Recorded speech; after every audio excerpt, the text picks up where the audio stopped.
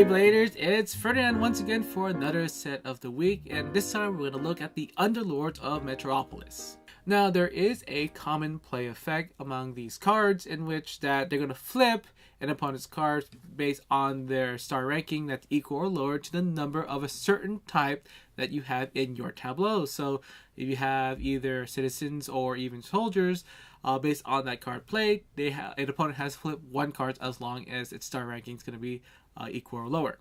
So first we have Rainstorm, and she's going to flip based on mages, and she has an additional play effect in which that you gain 5 RP.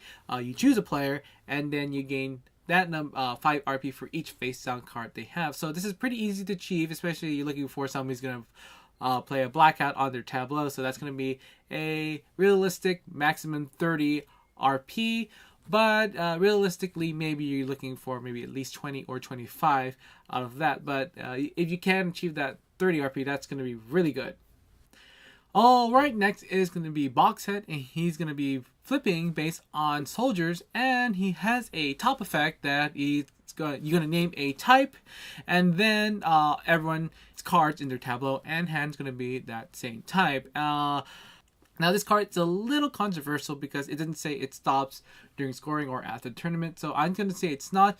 It's just going to be ruling it based on the forums on Board Game Geek. Well, but anyway, moving on. It is a really, really great card in this set because you get to name any type you want, becomes that type, and it'll become really powerful if you want to just get a little bit more out of flipping while playing any of these cards. Just so you know that top effects do happen before play effects. So therefore you can just name soldier everyone and then use his play effect based on soldier type and get the most out of it. It is particularly useful for this set. Unfortunately, it can't be used for scoring for deck boxes and just naming off of that. It's going to be way too powerful. But for other stuff, if you're going to use based on type, I think this is going to be a great card.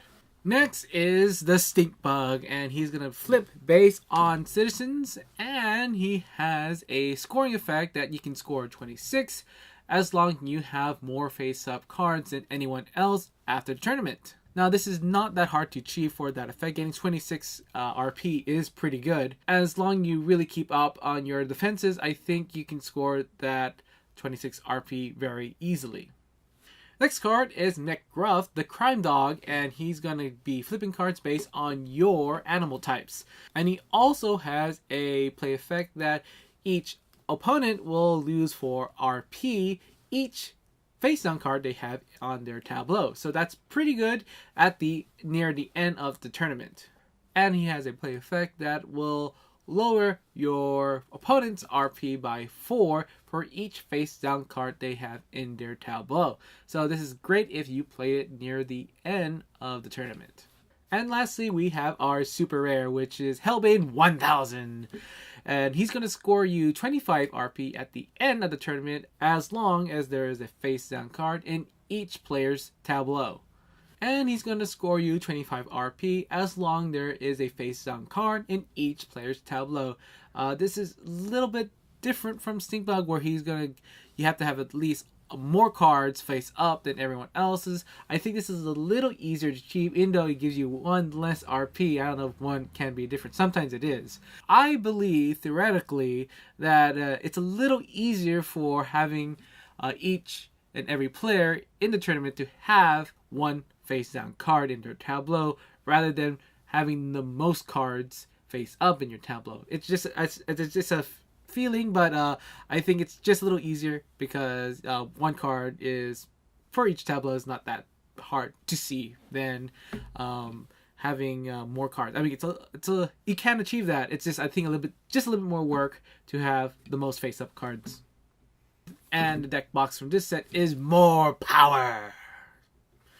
So you're looking to get 40 RP, just straight 40 RP, but if an opponent happens to flip one of your cards down in your tableau, that's it. You have to flip that card and it's gone. It's a little risky, but I think you can achieve it as long either you keep playing cards and flipping them down or using them as actions, so no opponent has a chance to flip one of your cards. So that's what you're trying to do with this one, I guess. Going on to synergy, there isn't really much to talk about here since you have to find cards from other sets in order to build up their play effect. The only exception is perhaps boxhit, which actually will help the rest of these cards for these other types if you need it. Other than that, if you do play them right away, remember that you do get one extra type when you play them of its for the card itself. You really have to look for other cards in other sets in order to build up that number of star rankings.